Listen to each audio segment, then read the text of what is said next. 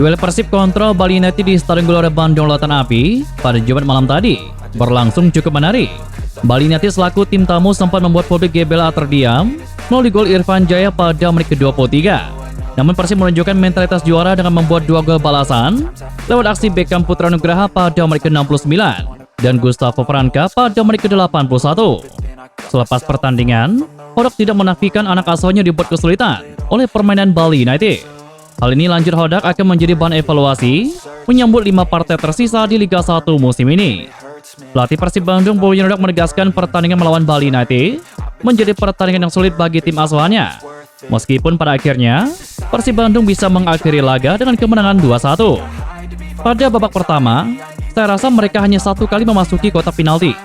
Pada babak kedua, kami menunjukkan gairah dan mereka mulai menurunkan garis pertahanannya. Itu memberi kami peluang. Kami bisa mencetak 2 gol, dan setelah itu kami turun terlalu dalam.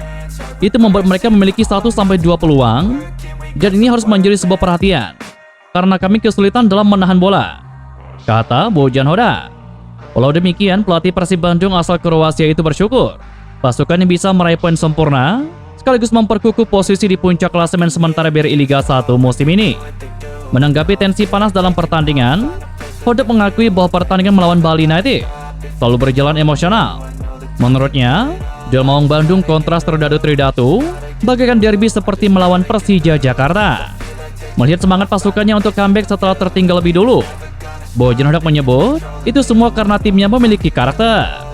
Itulah kenapa pertandingannya menjadi emosional. Mungkin terlalu emosional tidak bagus, karena itu bisa membuat pemain kehilangan kepala mereka. Menurut saya bagus ketika tidak ada pemain kami yang terkena kartu merah. Dan itu alasan saya menarik keluar Matteo Kochijan saat memasuki babak kedua. Ini bukan kali pertama. Itu artinya tim memiliki karakter. Ini tidak hanya kami lakukan di tahun ini.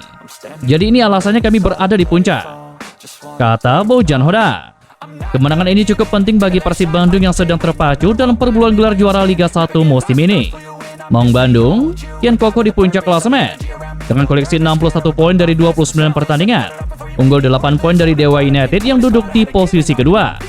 Adapun Bali United masih tertahan di papan tengah, tepatnya di peringkat ke-10 dengan nilai 41. Dengan 5 laga tersisa, Dewa United maksimal bisa meraih tambahan 15 poin, sehingga kelak jumlah total poin yang paling banyak bisa diraih Egy Maulana Fikri dan kawan-kawan adalah 68 poin. Persib yang kini memiliki 61 poin hanya butuh 3 kemenangan untuk melampaui poin maksimal Dewa United. Seandainya Maung Bandung bisa meraih 3 kemenangan, maka anak asuh Bojan Hodak itu bakal memiliki 70 poin dan tidak akan terkejar Dewa United. Selain Dewa United, secara matematis poin Persib Bandung sebenarnya masih bisa dikejar Persebaya Surabaya, Malut United, Persija Jakarta, hingga Arema FC. Hanya saja jumlah poin maksimal 4 klub tersebut masih berada di bawah perkiraan poin maksimal Dewa United, sehingga yang menjadi patokan angka aman Persib untuk menjadi juara adalah capaian anak asuh John Older Rikerie. Selain itu, bek Persib Bandung yang juga dinobatkan sebagai man of the match, Gustavo Franca, mengatakan pertandingan berlangsung ketat. Bagaimana tidak, tim tamu tampil baik. Hal itu sesuai dengan prediksi sebelumnya. Pada kesempatan tersebut, Gustavo Franca menjadi pahlawan kemenangan Persib Bandung lantaran golnya pada menit ke-81 membuat skuad Maung Bandung unggul 2-1 atas Bali United. Bek asal Brazil tersebut mencetak golnya yang keempat di musim ini dari 26 pertandingan yang dimainkannya. Franca juga membuktikan dirinya sebagai salah satu pencetak gol terbanyak bagi Persib Bandung di musim ini. Dia hanya kalah dari Beckham Putra yang sudah mengoleksi 6 gol dalam 24 pertandingannya.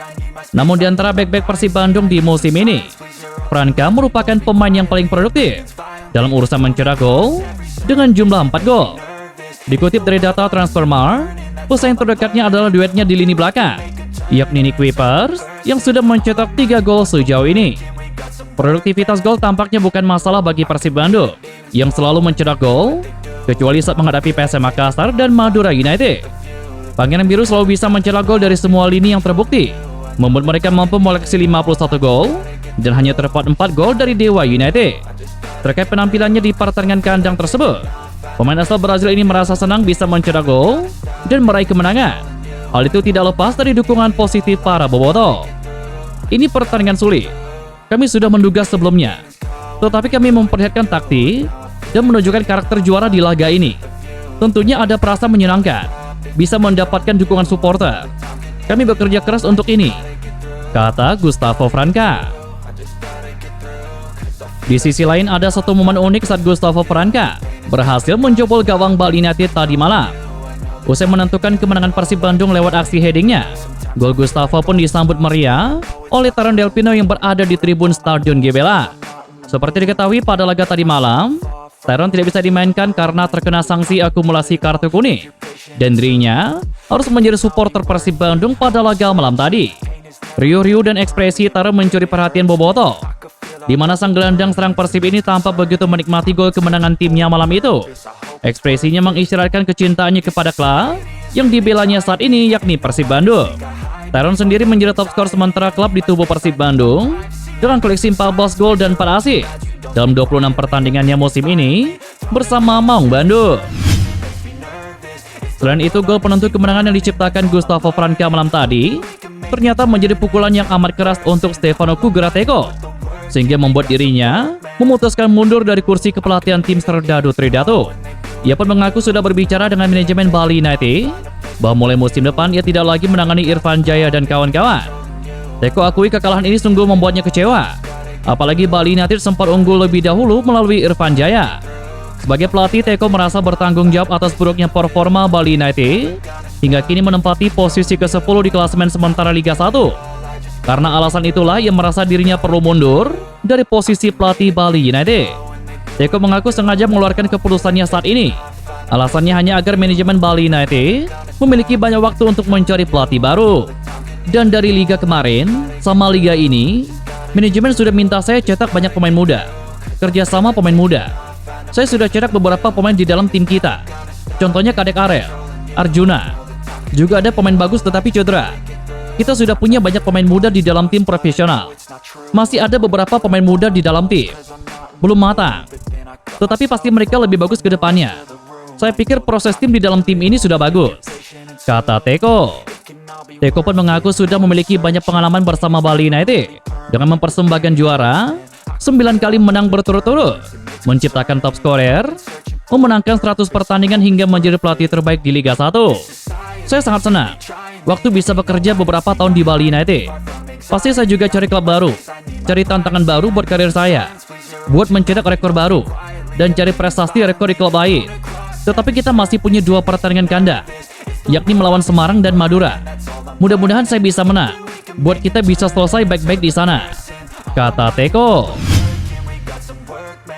Angka 1,5 triliun yang dikaitkan dengan rencana kerjasama antara Persib Bandung dan perusahaan asuransi asal Jerman Allianz untuk naming rights Stadion Gelora Bandung, Jawa Barat mengemuka begitu cepat di ruang publik.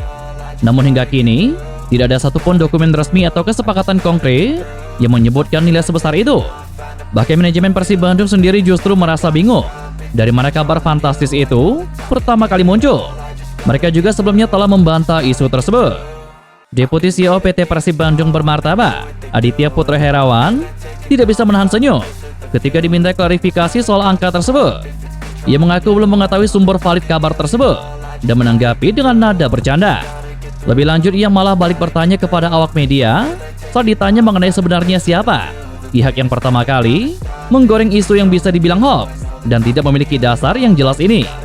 Pernyataan itu menyiratkan keresahan manajemen terhadap pihak-pihak yang kerap memanfaatkan nama besar Persib Bandung untuk membangun narasi sesat tanpa konfirmasi atau tanggung jawab jurnalistik. Informasi yang tidak diverifikasi dengan baik ini kerap menyesatkan publik, bahkan bisa saja mengganggu proses negosiasi yang sedang berjalan. Lebih lanjut, terkadang juga menimbulkan kegaduhan di media sosial. Tanpa menyebut nama atau arah langsung, pernyataan tersebut terasa sebagai sindiran halus terhadap oknum penyebar informasi palsu. Iklim komunikasi yang sehat seharusnya dibangun atas dasar keakuratan, bukan sekedar mengejar keuntungan tersendiri. Di tengah proses penjajakan yang masih berlangsung, manajemen berharap publik, khususnya bobotoh, tetap bersabar dan tidak mudah terprovokasi atas kabar yang tidak bersumber dari kanal resmi Persib Bandung.